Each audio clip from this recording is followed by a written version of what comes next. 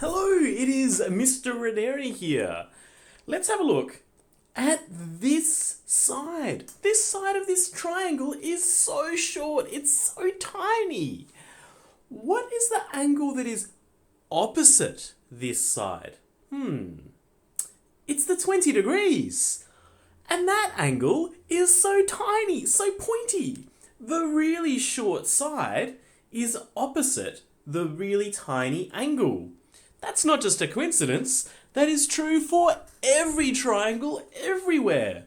The shortest side, this one, is opposite to the smallest angle, this one. When I say opposite, I mean that this side here does not touch that angle. Well, the opposite should be true as well, right? This angle here is the biggest angle. It's 90 degrees. It's the biggest angle out of these angles in the triangle. And the side opposite, this one here, is clearly the longest. So as well as being true that the shortest side is opposite to the smallest angle, it is true that the longest side is opposite to the biggest angle. This is true for every triangle.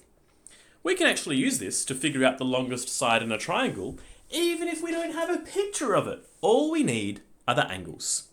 In this case, we've got a triangle with angles of 45 degrees and 110 degrees. And the question is to find the shortest side in this triangle. And as a hint, this triangle is not drawn to scale.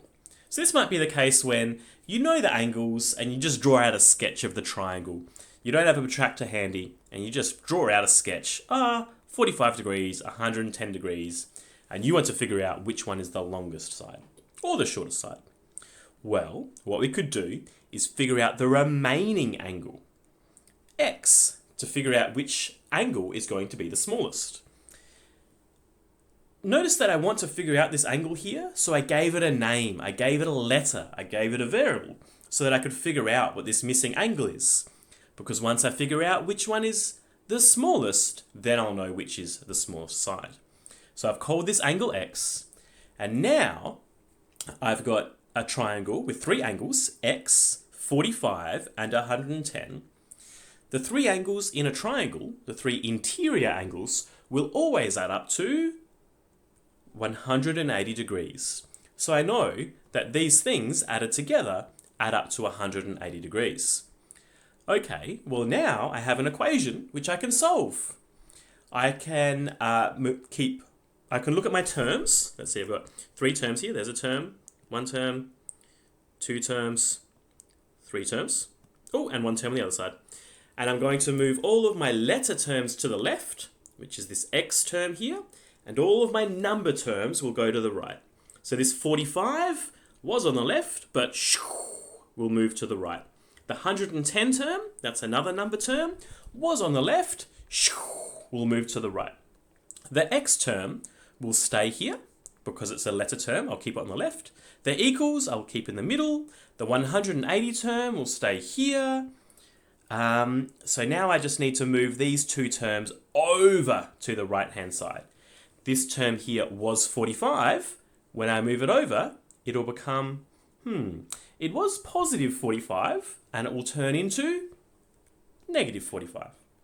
This term will move to the other side, was positive 110, it will move to the other side and become negative 110. Very good. Let's just double check. I've got my four terms at the top and four terms down here. Okay, on my next line, therefore, x equals, I'm not going to worry about the x or the equals, I'm just going to simplify this part here. Because this part I can put in my calculator or calculate in my head. 180, take 45, take 110. There are no variables in there, so you can just figure that out. And that is 25. So the answer is that x here is 25 degrees. So if this x is 25 degrees, and sometimes it is useful to write that on the triangle to make it easier for your head. You don't have to. Ooh, that's meant to be a 5. You'll have to forgive me. I'm drawing this using a touchpad. 25. You know what? I'm going to accept that I can't do this on a touchpad. 25 here, 45 here, 110 here. Which is the smallest angle? It's the 25 degrees here. So the shortest side is the opposite one. It's the one over here that connects point A and point C. That is the shortest side. As a little aside, notice that it doesn't look like the shortest side, right? And diagrams can be deceiving. The diagram is just there to give you the information and isn't necessarily to scale unless it says it is. I hope this has been helpful. Good luck in the questions. Practice as many as you can. Check your answers, ask lots of questions, and let's learn some geometry. See you next time, everyone.